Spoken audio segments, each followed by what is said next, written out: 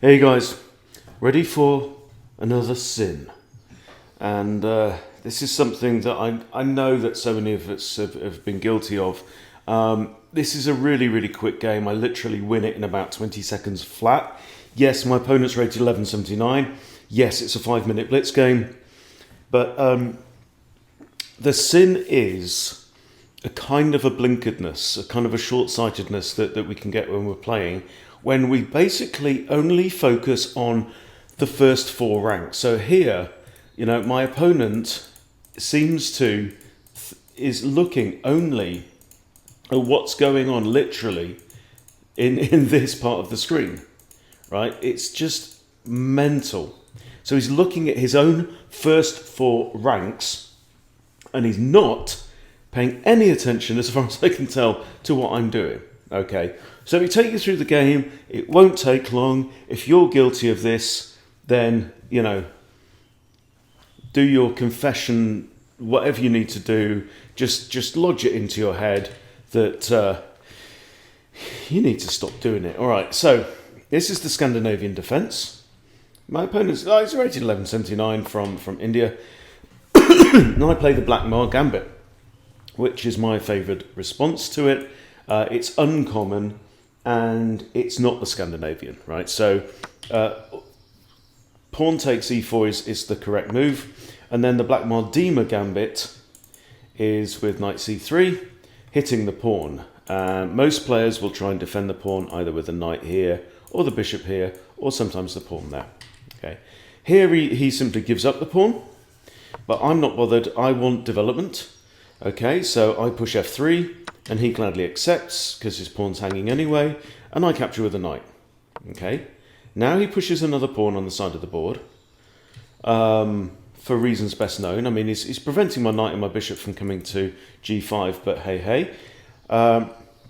So, again, if you've been following my Freddy Krueger repertoire, we want to sacrifice Freddy. We probably usually want to castle short, get our rook onto the f-file, okay? Now, so first things first, bishop out here, preparing to castle. The bishop is looking at f7. The rook, when it gets here, will be looking at f7 and look at the king's knight, right? It's one jump away from e5, completely uncontested. My opponent has 0 development, okay? He's a pawn up, whoopee-doo, right? He's only used 6 seconds so far, so he brings out a bishop. Fair enough. I castle. So his bishop's kind of in my way, but it doesn't matter because I've got a rook coming from this angle, I've got a bishop coming from this angle, and I've potentially got a knight coming in from no angle at all because knights are special. Okay, so now he pushes the pawn, and so I simply drop my knight into e5 anyway, in anticipation of somehow getting through to this. So I know that I can, for example, I can push g4 and kick the bishop away. Yes, it's risky. Yes, I'm exposing my king, but I'm just getting this feeling that my opponent just is only thinking about his own side of the board, right? So I push g4. He drops his bishop back, and then bang. Right now, evaluate. You are black. Oh no, my rook, but even more oh no, my queen, right? What?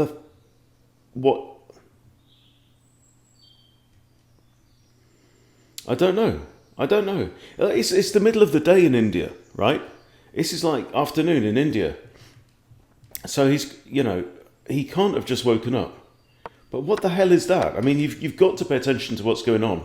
I don't know. I don't know what he's doing. I just don't know what he's doing. So, this pawn is hanging, the queen is hanging, the rook is hanging. Bang, he loses his queen and resigns the game, right? And it's a weird thing. I just got this feeling from the first few moves that he just wasn't watching. He's lost the game in 26 seconds on his clock, right? I've used 22 of mine. And it's all too common. This thing where, you have to stop. You have to look at what your opponent is actually doing. So you know, is he only looking on his side of the board? I don't know. I don't know. But it's a very common problem with openings that a lot of players will only be thinking about what's going on their side. So let's just play it through again, because I mean that was the feeling I got during the game. Right?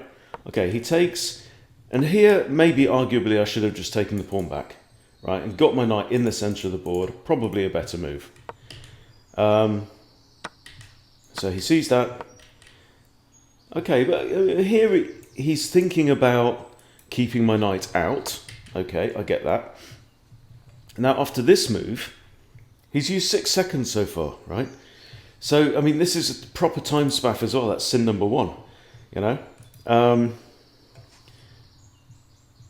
So he ought to be noticing this. He ought to be noticing that I'm ready to castle. He ought to notice that my rook could get to there. And he's put his bishop. This is a move I don't really get. This would have been a lot safer. He's put his bishop on a square where it's undefended, okay? And if it's undefended, it means it can be kicked away, or at least dislodged from its position quite easily. So I think he just doesn't really have a mind to what white is doing and what threats may be coming down the line. He's used 8 seconds. I castle. And this now should be a red flag. Okay? And the fact that his bishop is floating in space there on an unprotected square. Okay, now he protects the bishop. Okay? Now knight comes in. But still, I can still dislodge it, right, with a pawn. Yeah, I'm less likely to want to trade a piece for that bishop because it can just be recaptured, right? But I can hit it with a pawn. And this move, this is the move that puzzles me. Because he's defended that, but he should see that I've got 2 pieces lined up against the most sensitive square, the soft underbelly, right? The blooming family jewels, the soft and dangly bit of your position at the start of the game, your f-pawn, which is defended only by the king at the start of the game. Same for white, defended only by the king, right? I've got 1, 2 pieces looking down on that. The queen could come out to h5, for goodness sake, right? And now I hit it, bang. And then, I mean, is he looking only at his side of the... I don't even know where he's looking. Don't know where he's looking with this. I'm attacking his rook and his queen, and he decides to break the defense of the knight with the I mean, I don't know. It's hard to categorize this game because there's really 50 shades of dumbass in this, but fascinating stuff. But anyway, so don't go losing games in the first 25 seconds, guys. Right? You've got to pay attention to what your opponent is doing. Don't just look at your own side of the board. Look at what your opponent is doing.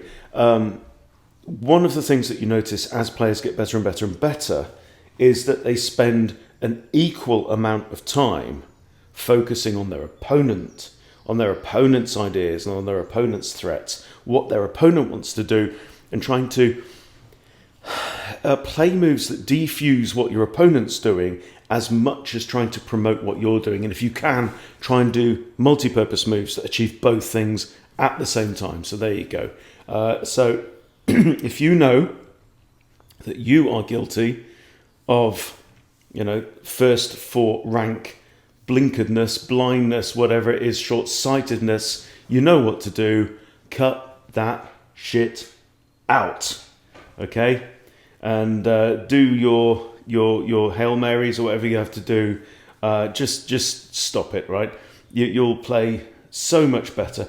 I mean, is he thinking about attacking this? Is it? I just don't know. Anyway, I'll take the points. Thanks, Anand, for the points. Thanks for watching. See you soon.